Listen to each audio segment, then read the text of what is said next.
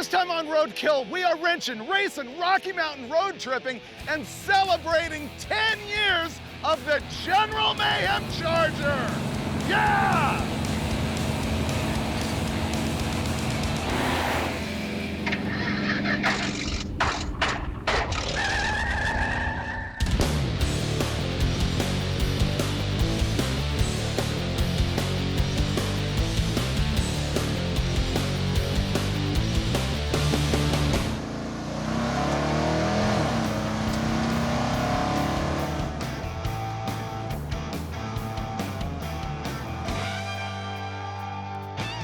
Finnegan. Freiburger. This episode is super special for a reason I bet you don't even know. You have no idea. Yeah, probably not. This is almost exactly the 10th anniversary of you and I assembling this car, the General Mayhem. We took a clapped out 1968 Dodge Charger. I swap meted all the fenders and everything. We pulled a 440 big block out of a motorhome. Remember driving the motorhome on the highway on the way back? Yes. Remember we had the engine cover off and I was like, thermal quad! Thermal quad! The only carburetor that punishes you for trying to go full throttle. And then the Caltrans person came and actually helped us at the side of the road. With an axe? With an axe? Yeah. All that stuff. And we finally got the thing running at the very end of the episode, and it was so Dukes of Hazzard. The scene of us splashing through the water, jumping the embankment, going down the railroad tracks, just great, great scenes. That was 10 years ago. And so I thought we would bring it back. Now, this episode's gonna seem super random, what we're doing, okay, but I'm also really excited about it. You know, I collect drag strips, meaning I go to drag strips and keep a big list so that I can see where I've been. And I've never been here to Yellowstone Drag Strip, which is outside of Billings, Montana. It's been here since 2003. It's their 20th anniversary. And we're gonna run the quarter mile with the car and then take a big road trip that we've never done before south through Wyoming. And I will take my first and last pass at Bandimere. You should too, so that you can say you've done it, because it'll be done at the end of this season. Can we have a moment of silence? Yeah, it sucks. Okay. So that's my plan. I think I'm gonna change oil on this thing, check the air pressure in the tires, and we're gonna go down the quarter mile here at Yellowstone. I just want to do an oil change on this thing, and it's not as simple as it sounds. See, General Mayhem has an AccuSump on it. The AccuSump is basically an accumulator. It is a cylinder that, in my case, holds 3 quarts. They also make smaller ones. And it has a piston in it and air pressure on one side of the piston. Oil pressure comes in the other side, and then there's a valve that turns it on and off. I have an electric one that automatically senses what's going on, and you don't have to have a manual lever that some of them do. So to change the oil, what I'm gonna do is turn that valve open, and what's gonna happen is the oil pressure gauge go up. That's the AccuSump pushing oil into the engine. And I wait till that needle on the gauge comes all the way back down to 0. And at that point, all of the oil is in the oil pan, so I can drain it out and then put oil back in it. Now I'm gonna fire it up and check oil pressure, which it will have. All right, so now the AccuSump should be full. I'm gonna shut it off. I just fired it up and it pushed 3 quarts of oil into the AccuSump. While it was still running, I turned the valve off to close the AccuSump. Now that the thing isn't running, it's at 0 oil pressure, so when I open the sump, the pressure valve on the AccuSump will send oil into the engine, so you can use it as a pre-lube. That's good. I gotta set the air pressure in the tires, and then I think we're heading to the drag strip. Finnegan and I were reminiscing about the great times building the General Mayhem, but over 10 years, there's been a whole lot more to the story. The first big change that was made was it got a Hellcat engine, like a late model Dodge supercharged Gen 3 Hemi. It was the very first car to ever be Hellcat swapped. And to do that, they put in all of the wiring from a late model Dodge Charger, and it was all about doing a shootout at the very first Roadkill Nights event in Pontiac, Michigan. And then many years later, we ended up switching it back to 440 power. It's a bunch of episodes of Roadkill Garage on Motor Trend if you want to check that out. We had the engine rebuilt by Bostic Racing Engines. It's still real basic. It's the original block that was in the car from the motorhome. Same with the crank. I got some like H-beam rods. It has SRP pistons, 440 source heads. The thing makes 535 horsepower and I think 565 pound-feet of torque. So it's not super killer, but it's really good. Now, in both Hellcat and 440 configurations, we took this thing to Dirtfish Rally School. I think that's the thing that most people remember about this car, because hanging this thing out in the pebbles and clay out there is like the greatest moment you can have in an automobile. Yeah! And now, here we are at a drag strip. But you gotta know what your car runs in the 1320, right? That's what I'm about to find out. All right, ready to go? When this car had the Hellcat in it, it ran in the 1060s at Tulsa. This is not gonna be that quick. Hellcat, of course, at the time, 707 horsepower. This thing right now, 535 horsepower. But that's okay. I'm racing the General Mayhem. I'm gonna smoke the slicks a little bit more than I normally would because they're brand new. Line lock.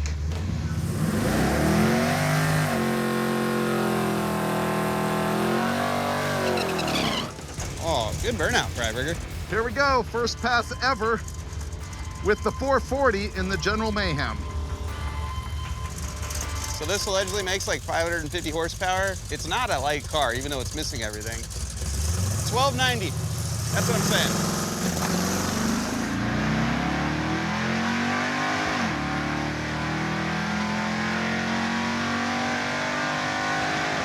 It does not feel fast. It does not feel fast at all. I hope that was at least in the 12s, but I kind of don't think so. Oh, wow. That's way better than I thought it was going to do. It just went 1257 at 109 miles an hour. It's still not fast, but that is awesome for this car at this altitude. What are we at? 4,000 feet. It's at about 6,000 feet of density altitude. Correct it, carry the 7. Square root of we're slow. 1257, that's what you get. Let me see right here if I can figure out where the converter stalls. I should have done that on the track.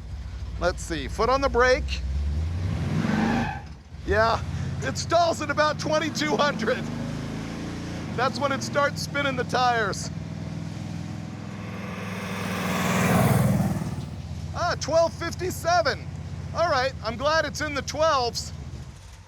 Wow, it's way quicker than I thought it was gonna go. How do you feel?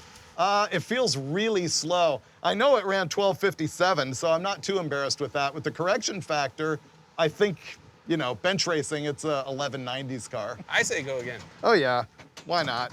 It's going again. I think he'll go 1250 this time. That's my prediction.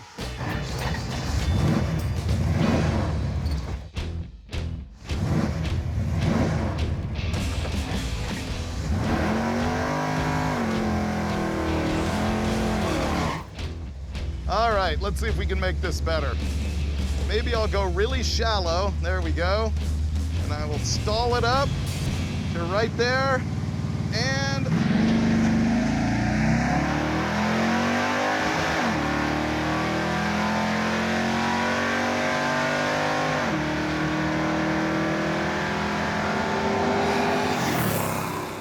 oh, it did. Oh, he picked up a lot. It just went 1238 at 111. that was better. I don't even know what you did because I heard it bounce off the rev limiter in first, and I'm like, well, this won't go better. It's way better. That's not rev limiter, that's hydraulic roller lifters floating. Oh. Yeah. Oh, okay. Well, there's that. Dude, you picked up a 10th in the 60-foot. So when I was at the line this time, I was able to step on the brakes and bring it up to 2,000 before I left. You picked up 1.5 miles per hour. Oh, great. Yeah, 111. That's cool. Can you do more? Can you do that again? I need to shift it right before 6,000 for it to not float the valves a little. Right now, Finnegan is changing the rev limiter on this thing. At just above 6,000 RPM, you can hear the thing miss a little bit. I think it's floating the valves with the heavy hydraulic roller lifter, but it might be the rev limiter coming in just a hair early, so he's moving it up from 6,500 to 6,800. Okay, there we go, 68. Okay.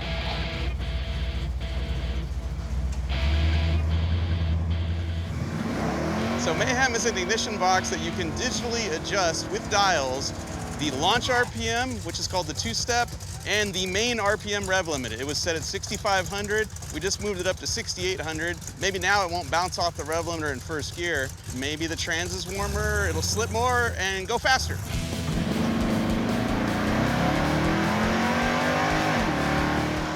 Aha, no rev limiter that time.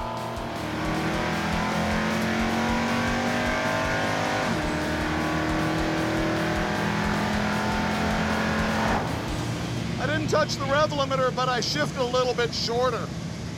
We'll see. I don't know if this engine wants that short shift or if it would actually like 6,500. It makes peak power at 5,800, and usually you want to run past your peak horsepower point so that it can fall down into an RPM where it can still accelerate. It went 1233 at 111.5. That was great. Did you short shift it or did the rev limiter help? Short shifted. Oh, all right. Well, your 60 foot was nearly identical, but you picked up almost 300ths to the 330. 1233. 1233. Yeah, not bad. That's probably what it does. Why don't we go to a track that's even higher in elevation And go make slower? it worse. Yeah. Yeah, that's a good idea. Yeah, all right, let's Hey, do that. it's not the destination or the ET, it's the journey. That's right. Well, we are done at track number 1, on to track number 2, but first, we're taking off our slicks and putting on some treaded tires that have had so many burnouts done to them, they might as well be slicks. All right. This is a really nice track. I'm definitely coming back here.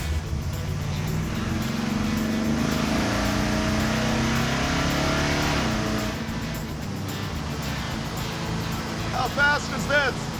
72. It's about all we got. That'll work.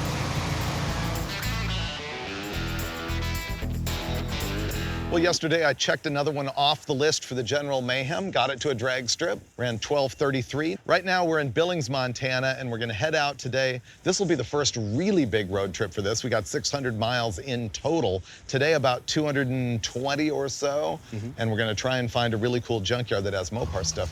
So Montana into Wyoming. Ready? Yes.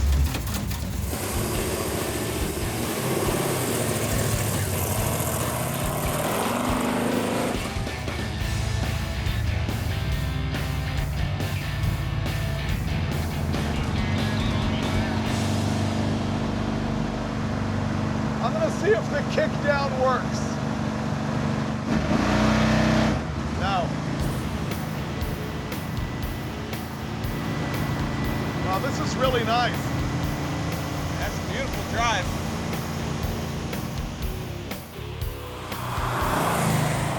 Man, we just rolled into Wyoming from Montana, and immediately we spotted this like boat thing. It's like Cadillac Ranch in Texas with boats, so naturally you had to stop and check it out. At Cadillac Ranch, they all lean the same way. They added extra flair and sort of fanned them out. Yeah. It's pretty cool.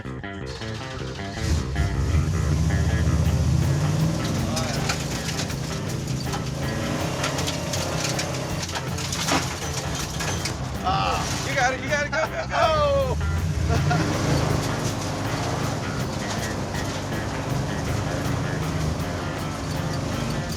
It was fun.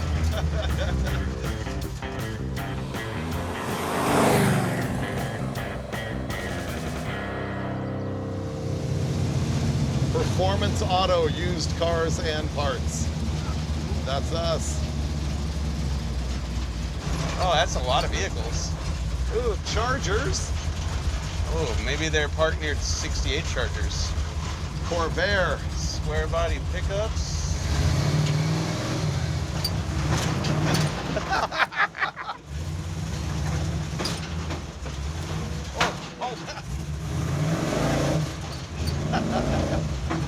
Okay. Ooh. All right, this is our home. This is where I'm gonna get out and look. Okay, I'll go with you. This is Performance Auto, middle of nowhere, Wyoming, and it's really cool. The guy, Sean, who's involved here, emailed me and was like, man, you gotta come out and see this. He gave us permission to just drive around. This place is incredible. I love the hood on these. Yeah, this one's got the cool 69 hood blackout treatment, like the stripes. It says Mopar on the windshield already. It's pieced together from a dozen cars. This is exactly my speed. This is good, Dave. Yeah. This is like the General Mayhem of Roadrunners or satellites. Which one is it? Oh, it's a satellite with Roadrunner parts on it, but I wouldn't care. This is a 71 Charger. This is a 72 Satellite and a 65 Coronet. I found my car. This has a motor in it. Don't care. This is not a Roadrunner, but I love it. With a 4-speed hump in it and 4-speed pedals. We're buying this one. Dude, this has great I paint would on it. totally have this. Here's gearhead logic. I just sold a car and I've got money burning a hole in my pocket. So I've been looking for a Roadrunner really hard. I've been finding Roadrunners that are fairly beat in like the $20,000 to $25,000 range.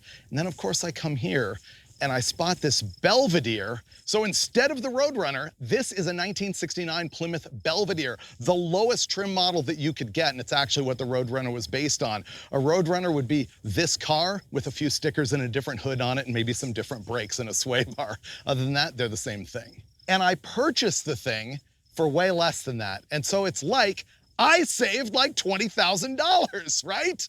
I actually got this, and my plan for it is sort of to leave the paint the way it is, finish up the interior pretty nice. I'm glad it has windows, unlike the General Mayhem, and I've got a 426 Hemi that used to be in the Hemi Gremmy that I hope will find its way into this car. This is great.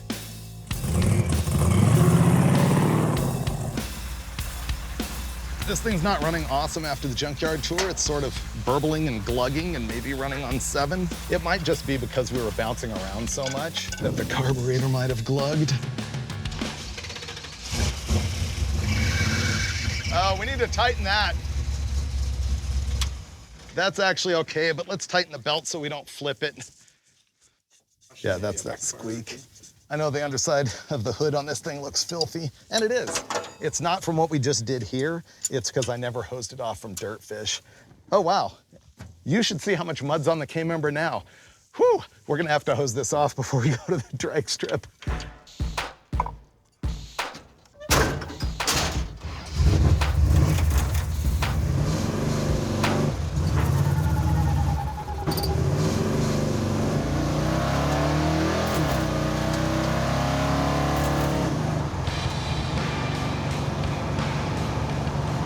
Oh, that new car feeling.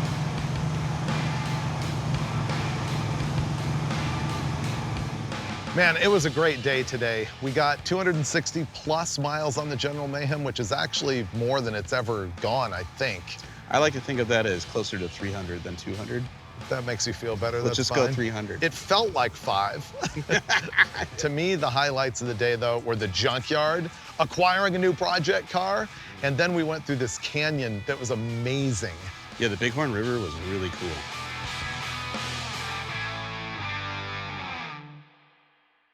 We're roughly halfway on our trip between Billings, Montana and Denver with drag strips at both ends. I think it's a good time for a General Mayhem sort of road test evaluation. She's plush, man. Yeah, it rides pretty good. It just drives like a regular car. It's a lot of fun. Automatic transmission works. It's just used garbage. You want to drive? Yes, I do. All right. Yes, I do.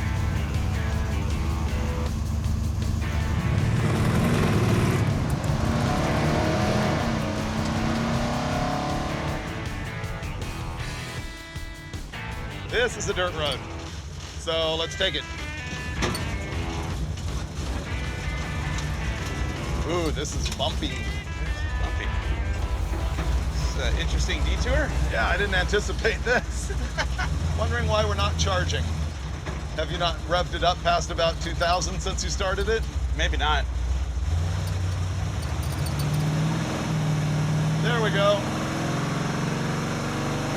Well, no. It's going on and off, on and off. I wonder if the cable's loose from all the bouncing around. Yeah, either that or the plug on the field wire. We're 1 minute out of Riverton, and I look over and the volt gauge is not showing any charge. And we pulled over to a spot where there just happened to be a Roadkill fan right here, and he loaned us a voltmeter, and sure enough, this thing is not charging. We haven't gone through and wiggled all the wires or everything yet, so we have some fiddling to do. You want to fiddle in the shade away from the mosquitoes? Okay. Since we didn't get that far from town? Sure. Just throwing it out there. You know. All right, let's hit it. We can find a coin-op car wash and blast the mud off this. That would be a good idea too. Since they don't want that on their drag strip when we do make it there, because we are gonna make it there.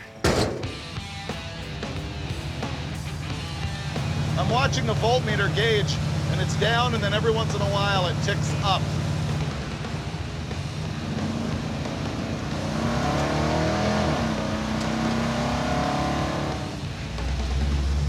Oh, there's a car wash right there. We're gonna wash our car Yeah. and fix it. Our car isn't charging, and so we're gonna wash it. Seriously, we came here to get some shade and to cool off, and I actually ran into the car wash owner, and he said, go ahead and blow your mud chunks all over our bay. He doesn't care, so that's what we're gonna do. I'm gonna get all the mud off of it because when we go to the drag strip, I don't wanna drop all the crud onto the track and be that guy. And once we got it all cleaned up, then we'll troubleshoot. Yes. It's good enough. I really hope we can fix this alternator. I'm gonna find out if it has battery voltage over here. Yep, this has battery voltage. Okay, rev it up.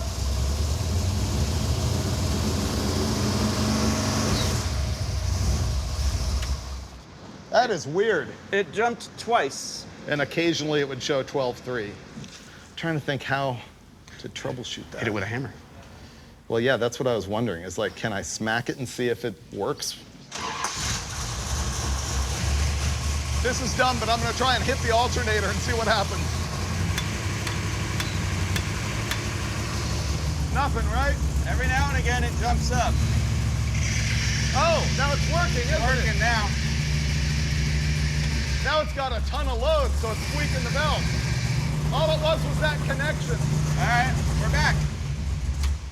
So I turned the turn signal switch and then it went up. And I was like, oh, it's fixed. And then it went down. When you turned it off, I had that unplugged. Ah. When I plugged it back in, the belt started squealing really bad because all of a sudden it had a bunch of load because it was charging. Oh yeah, it's 14 now. Yeah, so I think it's just that little connection. Oh, sweet. Let me crimp it a bit and make it better, Okay. and then finally get out of here. We're still where we started. We're 3 blocks Yeah. from our hotel. Okay, give it a shot.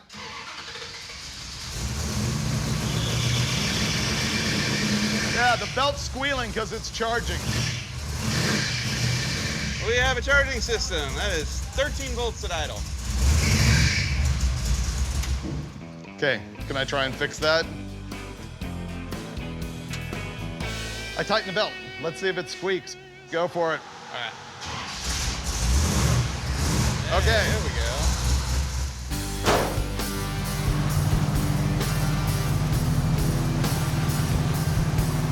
This is where we broke down earlier. Yeah. So in 30 seconds, we're already doing better. And now. All right, progress. Yep. And it's charging.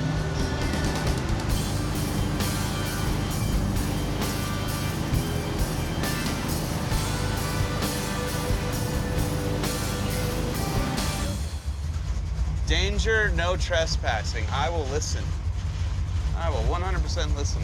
This is Jeffrey City. This place is uranium mine boom town.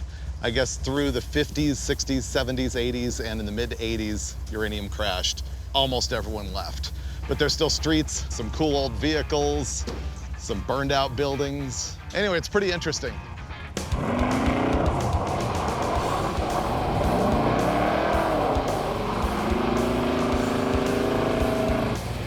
We stopped in Muddy Gap, Wyoming for gas, and the guy who owns the station told us to do donuts, so, you know, you can't let him down.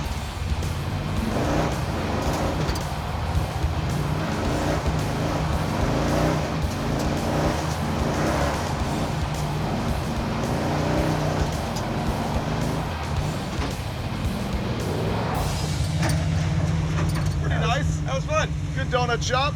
It's a solid automobile for making donuts. See, what is going on? Yeah, it does that sometimes. It's got to be the carburetor flooding, right? Yeah. It's weird. Yeah, we're headed into a dark cloud. Wow. That's bad. We're not going over there. We're going over there. Yeah, I hope we just keep going this way.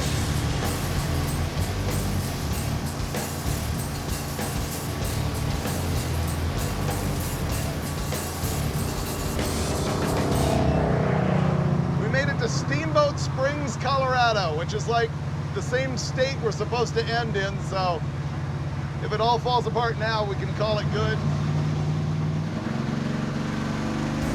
Woo, that is bad. The car's running terrible, but we have a plan coming tomorrow.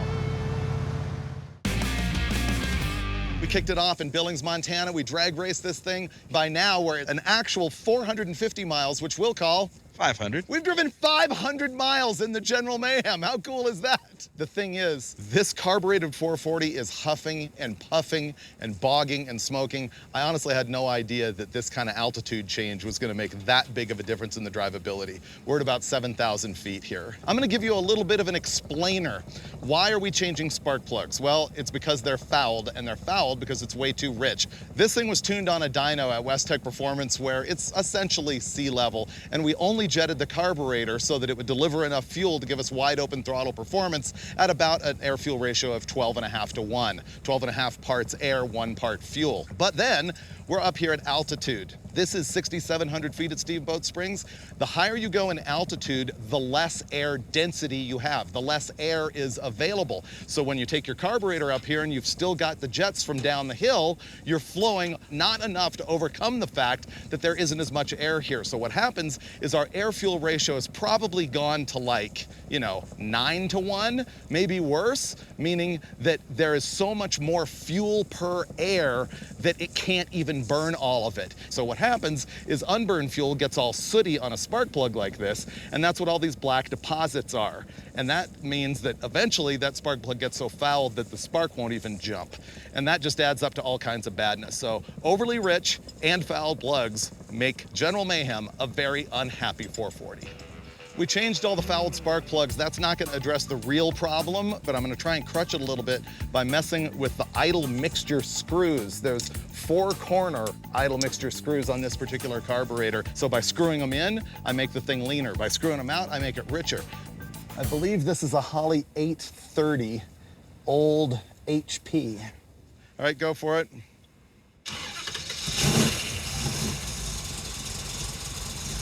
Wow, it runs terrible. Now I'm gonna lean it out, see if it makes a difference. So what I'm gonna do is move the rear ones to 1. Hear how it's running better already? There we go. That's better. And then I'm gonna put these at 1. Now I hear 8 happy cylinders. That's much better. Is it? Oh, wow. This thing has a huge squirter in it. This also explains why it is gurgling black smoke and why it's so rich. All right, we're on our way to the neighborhood of Bandimere Speedway. I'm gonna not pump it anymore. It fires right up. Good.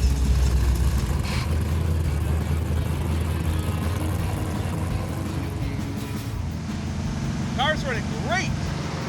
It is way smoother. I really wonder how much of that is putting the smaller squirter up front, because I really think they dribble. I think you're right. Do you feel the General Mayhem's actually obligated to go on dirt every time it's seen? I guess that's been a rule so far. It is its natural habitat. Well, this place turned out to be all paved except for the parking lot. And when you're in a gravel parking lot, what are you gonna do? With the spool, it just drifts so easy. Will it Rockford? Oh, let's find out. Yeah. I tried a Rockford earlier in the episode, and I'm actually hoping they cut it out of the show because it was completely awful.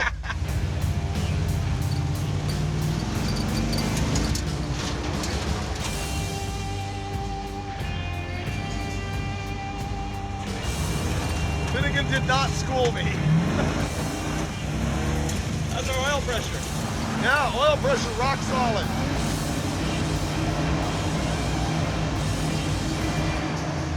That's fun. Thanks for letting me drive. I was completely relaxed, man. It was just... Oh! We're not low on gas, though. I mean, it still doesn't love the altitude. The carb's gotta be leaking. Well, that was going really good right up until the part where it wasn't. Made it about 38 feet away from the scene of the crime. We thought we were out of here, and then the car just shut off. And I think it's because there's gas leaking everywhere. Here's how this works. Fuel comes in the bowl right here. Underneath this screw is the needle and seat. That's basically the on-off switch. It either lets fuel flow or it doesn't. And it does that based on the position of the float. The needle and seat is activated by a lever on the float so that when it drops down, that needle and seat opens. When it comes up, it shuts the valve. And so you can adjust it with this screw and nut. What I'm gonna do is just lower the float bowl. So I'm going to loosen this, and it didn't leak gas, unusually. So I'm gonna move that down one flat and another half. Then I will tighten that and do the same back here. Now with that lower, hopefully it doesn't glug out the boosters as much. Go for it.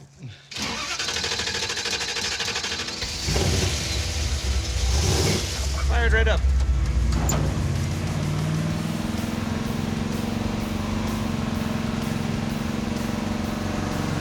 We do keep making it better. Oh yeah. Where to now? Let's try to find actual dirt road. Okay. I like actual dirt road.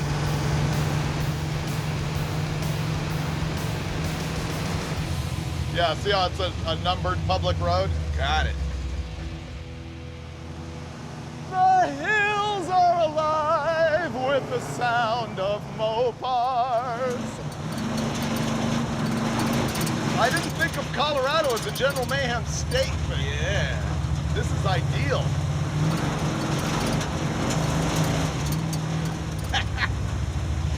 Wow, this is awesome. So here we are, enjoying off-road merriment and beauty in the rolling hills of Colorado. Every time we do some fun dirt roading with this thing, that carburetor rebels. What's happening is it is glugging fuel into the engine, like literally just pouring out of a bucket in there. You can tell because when he just took the air cleaner off, it's actually all wet in here. I didn't remove it before, but here is the actual needle and seat. This part right here touches that arm on the float, and it either closes off the flow of fuel like that or opens it like that. Seems perfectly free. Mike just adjusted the rear float level with it, and he's got the screw out of the side of the bowl, so I'm gonna fire it up and he'll see if that fuel is like glugging out of there or if it's right at the bottom of the hole where it needs to be. Wow, it's like a river. Pouring out? Yeah. How is it doing that? Where is that fuel pressure coming from? Here's the freaky thing. So we're working on it. The fuel system's open. It leaked, it stopped. Then all of a sudden we're in the middle of adjusting the needle and seat and we get a bunch of pressure that starts farting on us. How is that? I don't know, you have one hell of a fuel pump there, I guess. Where does the pressure just all of a sudden come from? The tank cap's off, so it's fully vented. Yeah, I opened the cap all the way. And it's not like it's a heat problem. It's not boiling the gas. I can leave my hand on any part of the fuel system. It's not vapor lock. Want me to start it again? Yeah, it's at the bottom of the hole right now.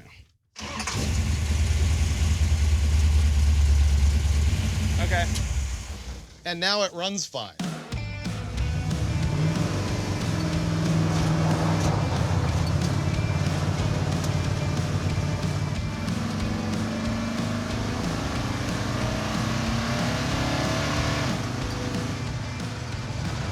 What's all that new noise? I don't know. Don't you think we need to check into that? Yeah, that's not normal.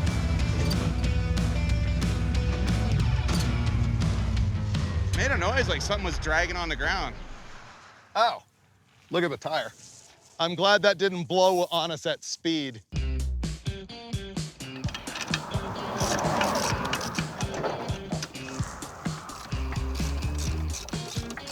All right. Go for it. Okay, well that was fun. Woo. That was total roadkill moment. We left the dirt back there and it seemed like we had fixed the carburetor. It was running good, but then the car was shaking real bad. There was a giant bubble in the tire. I'm pretty sure it was from your action on the parking lot. Thank God we brought the slicks with us though. Now we have slicks on it. And here's the good thing about altitude. Those had 13 pounds in them when we left Billings, Montana. And this is about 2,000 more feet of elevation, a little bit more than that. And so the tires will have more than 13 pounds in them now. Oh yeah, they're DOT rated now at this altitude. The really soft sidewalls on the slicks are gonna get real hot, real fast going around curvy mountain roads. But hey, it runs good. I love changing tires on the side of mountain roads. Because roadkill. We just made it here to Silverthorne, Colorado, where we're probably gonna have to stay for the night because it's starting to rain and we're on slicks. We don't have regular tires. And after we got off that last section of dirt, I'm like, we fixed this carburetor. Oh, we're home great. free, ran perfect, until we got here in town, and once again, it's just glugging gas. I think the flow could go down a little more tomorrow. Yeah, that is a seriously confusing problem. We are at 9,100 feet. This isn't a Finnegan rounded up. No, actual 9,100. We are at 10,000 feet. There you That's go. the problem. There you go. Now you're on my program. It only took 12 years.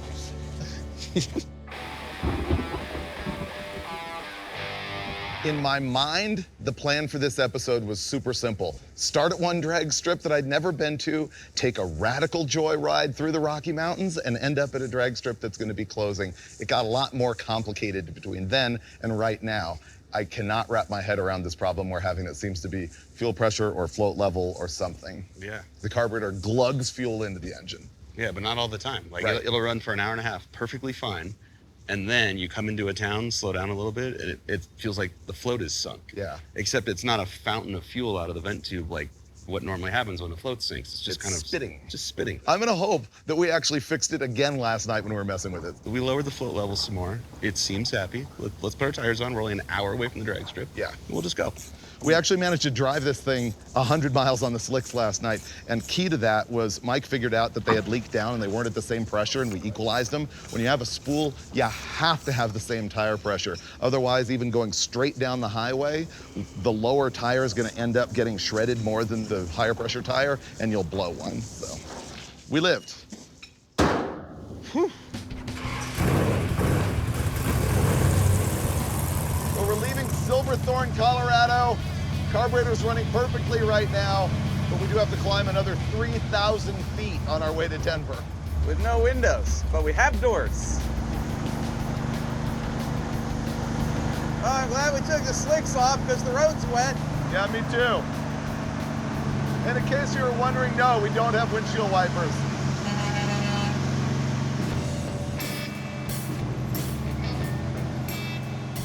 It's snowing! In case it's not obvious. It is snowing. I totally did not see this coming. Hey, it won't be snowing inside the Johnson Tunnel. I appreciate you, Mr. Johnson. Are we going down now? We're at 20,000 feet. Feel free to slow down if you want. Well, yeah, the question is, can I get over? Oh, yes. Go Okay. for it. Yeah, you're good. I feel like this is one of the more dangerous things we've ever done. We're dead. It's gonna be a great drag race today. My biggest joy will be if we arrive and the carburetor's still working fine. However, it will frustrate me because I will have no idea how it was fixed. We lowered the float level. We fixed it. It's running great now. There's the sign right there. Look, welcome to Bandimere Speedway. We have made it. It's official. You. And it's actually not raining at this moment. And this is it, Bandimere Speedway.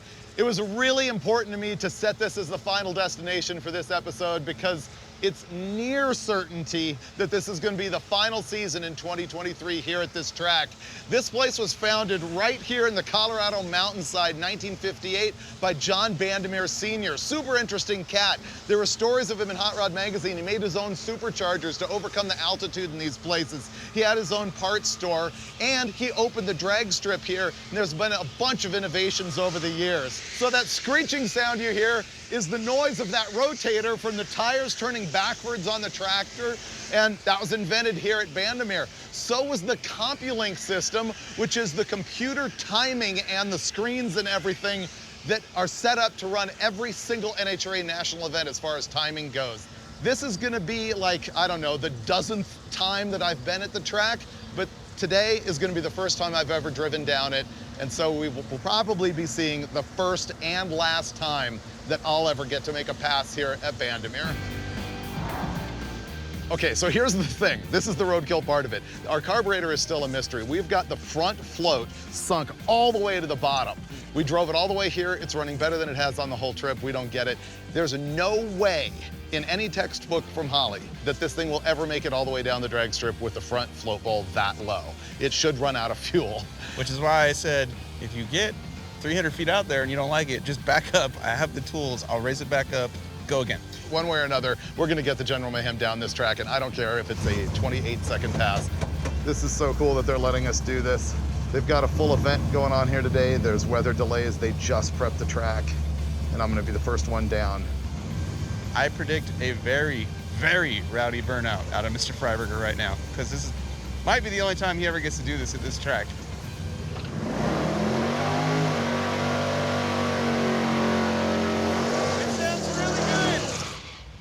Dude, it sounds great. All right.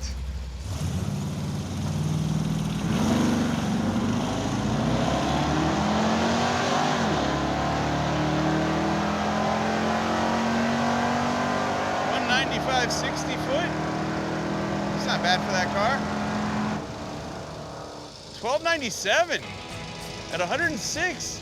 That's not bad. All right, it's slow, but I did it. Well, there you have it. After all that monkeying around with the carburetor, going from one drag strip on one side of the mountain all the way over here to another one, we only lost half a second.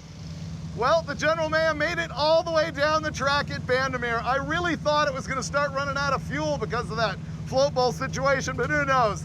It magically healed. We did it. Dude, it's not on fire. No, and it ran all the way down the track. Yeah. What'd it run? You still have a 12-second car. Really? Yeah. What'd it go? 1297 at 106. Okay. I threw away the reaction time because it was stalling higher. And I'm like, why is it stalling higher without spinning the tires? I'm like, oh, because it's not making any power. And so I stalled it higher before I left. Ah, dude. Yeah. It looked great. I know it's a stupid numbers game, but I'm super happy it went 12s, even if it's 97. Yeah, you went 12s after all the dirt roads, all the rain, everything you put that motor through, and then brought it up here on the mountain, still went 12s. At 8,000 feet. Nice work. Ah, all right, I feel way better now. I know. Let's go celebrate. We built the General Mayhem 68 Charger at the end of Season 2 of Roadkill, and this is near the end of Season 12. That's 10 years. Yet strangely, this is the first big road trip when the car has 440 power. And it's not a drag car, but this episode did show me that it probably runs high 11s at sea level. That's conjecture. What's fact is that we had one of those trips with lifetime memories just by once again setting a simple goal and nailing it.